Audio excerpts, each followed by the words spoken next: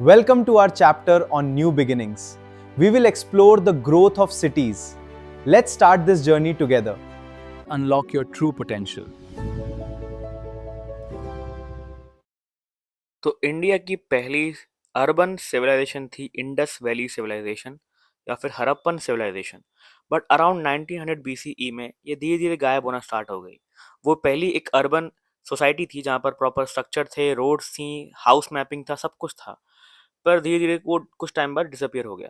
उसके बाद हमारी एक second phase of second urbanization निकल कर आया, जो फर्स्ट मिलेनियम बीसीई में देखने को मिला, जहाँ पर जनपद महाजनपद बनना स्टार्ट हो गए थे।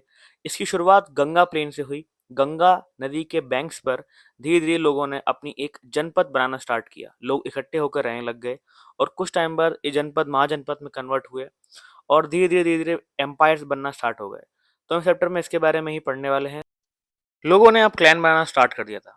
क्लैन एक टाइप की एरिया या कह लीजिए टेरिटरी थी जहाँ पर लोग मिलकर इकट्ठा रहा करते थे, जहाँ पर लोग मिलकर एक पर्टिकुलर एरिया डिसाइड करते थे कि वो हमारा क्लैन होगा, उसको वो अपना जनपद बना लिया करते थे और हर जनपद का एक राजा या फिर एक किंग हुआ करता था। टाइम के साथ साथ बहुत सारे जनपद पूरे नॉर्थ इंडिया में बनते गए, फैलते गए और 8th और 7th सेंचुरी के आते आते लोगों ने जनपद को मर्ज करना यानी कि साथ में मिलाना शुरू कर दिया और उनसे महाजनपद बनाना स्टार्ट कर दिया। टोटल अभी तक 16 महाजनपद हमारी हिस्ट्री में दिखाई देते हैं, जो पूरे गंधारा जो नॉर्थ में है से अशमका जो सेंट्रल इंडिया में है वहां तक फैले हुए थे। इन महाजनपद की जो कैपिटल्स थी वो बहुत बड़ी बड़ी थी और वो बहुत वेल फोर्टिफाइड थी, यानी उनके चारों तरफ किले बने हुए थे ताकि वो अपने आप को एनिमी से प्रोटेक्ट कर पाए। किले के साथ साथ वहां पर मोट्स भी हुआ करते थे। मोट्स एक काइंड की बाउंड्री थी जिसको वो चारों तरफ खोद कर उसमें पानी भर दिया करते थे ताकि कोई भी एनिमी आसानी से कैपिटल में एंटर ना कर पाए। और उसके बहुत नैरो यानी कि बहुत पतले पतले गेटवेज थे ताकि सिर्फ चुने हुए लोग ही अंदर बाहर जा सकें। ये सिटीज इतनी बड़ी थी कि आज के टाइम में भी कुछ सिटीज हैं जो आज भी एग्जिस्ट करती हैं।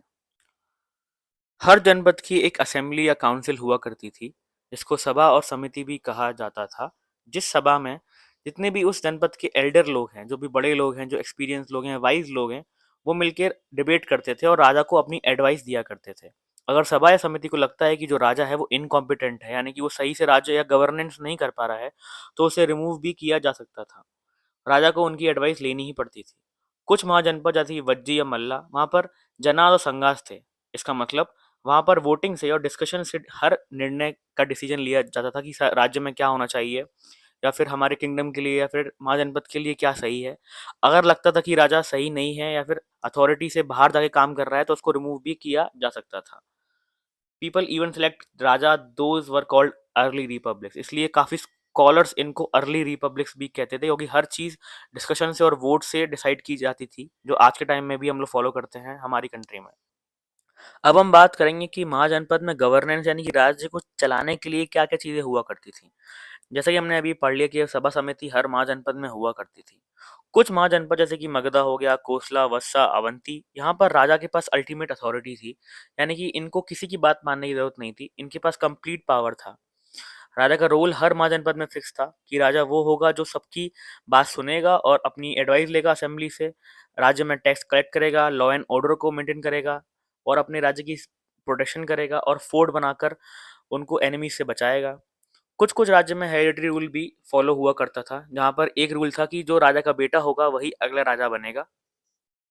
कुछ राज्य महाजनपद जैसे कि वज्जी या फिर मल्ला, वहाँ पर जना या संगा यानी कि अर्ली रिपब्लिक सिस्टम फॉलो किया जाता था। मतलब वहाँ पर जो असेंबली थी, सभा समिति थी, उनके पास राजा से भी ज़्यादा पावर थी और जो भी असेंबली बोलेगी वही राज्य में फॉलो होगा और राजा को मानना पड़ेगा। हर चीज़ डिस्कशन से और सबकी सहमति से डिस्कशन करने के बाद ही फॉलो की जाती थी। कोई भी नया लॉ हो या फिर कोई भी बड़ा डिसीजन हो राज्य का, वो असेंबली से पूछे बिना नहीं लिया जा सकता था। इसलिए उसको अर्ली रिपब्लिक्स भी कहा गया है। और सारे इंपॉर्टेंट डिसीजंस जैसे कि राजा कौन बनेगा, राजा को रिमूव करना है, ये डिस्कशन और वोटिंग से लिए जाया करते थे। अब क्या क्या इनोवेशंस और डेवलपमेंट्स हुए हमारे सेकंड फेज ऑफ अर्बनाइजेशन में, यानी कि महाजनपद और जनपद के टाइम पर। सबसे पहला, यूज ऑफ आयरन। पहली बार आयरन लोगों ने इस्तेमाल करना शुरू किया। लोगों को आयरन के बारे में समझ में आया कि आयरन भी अपने आप में एक मेटल है। आयरन के टूल्स, वेपन्स बनना स्टार्ट हुए और वाइडली यूज होने लग गए।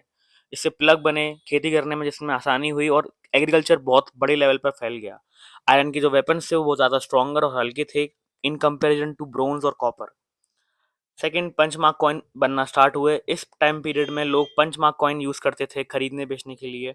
कॉपर कॉइन सिल्वर से, कॉपर कॉइन से गोल्ड कॉइन भी बनना स्टार्ट हो गए थे। ग्रोथ और ट्रेड फैलना स्टार्ट शुरू हो गई थी। अलग-अलग जनपद में लोग जाकर ट्रैवल करते थे और अपनी चीज़ें खरीदते या बेचते थे।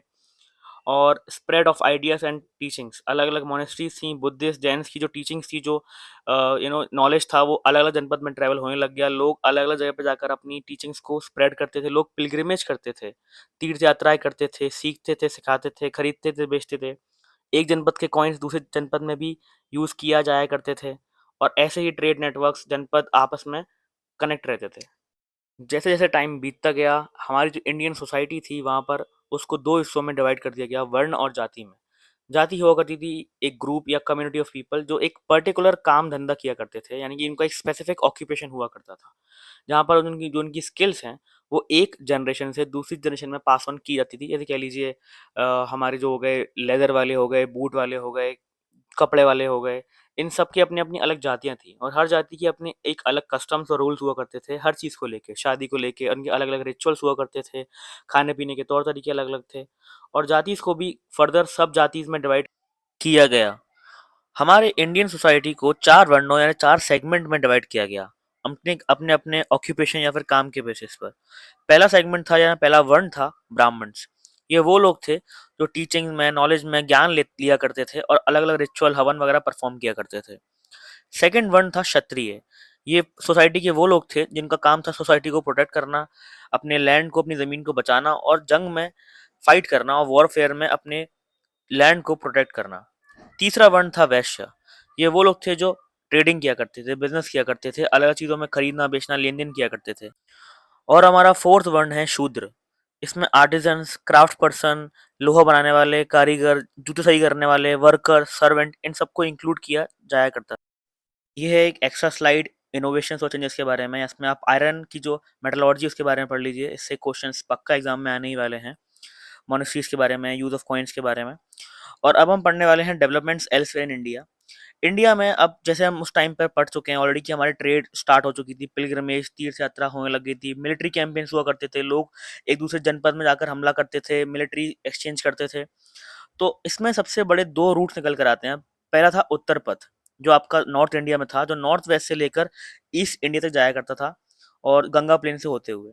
और अगला था हमारा दक्षिण पथ, जो कौशाम्बी, जो एक हमारा अभी आज के टाइम पे प्रयागराज है, वहाँ से साउथ में विंध्या हिल्स तक जाया करता था। और ऐसी कई सारी लैटरल रोड्स थी, जो अलग-अलग इंडिया के पोर्ट्स को, शिपयार्ड्स को अलग-अलग जगहों से कनेक्ट किया करती थी।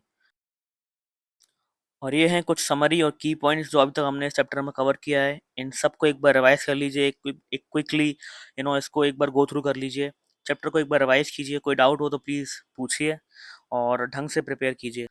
And these are few highly expected questions जो इस चैप्टर से पूछे जा सकते हैं। ये कुछ वेरी शॉर्ट क्वेश्चंस हैं जो आपसे डायरेक्टली 1 मार्क्स में पूछे जा सकते हैं। ये कुछ शॉर्ट आंसर्स हैं 2-3 मार्क्स में। ये आंसर्स भी काफ़ी शॉर्ट हैं, थोड़ा आप चाहे तो अपने आप पढ़कर चेंज कर सकते हैं, थोड़े बड़े भी कर सकते हैं। और ये कुछ लॉन्ग आंसर्स हैं। कोई डाउट हो तो बताइए and see you in the next one.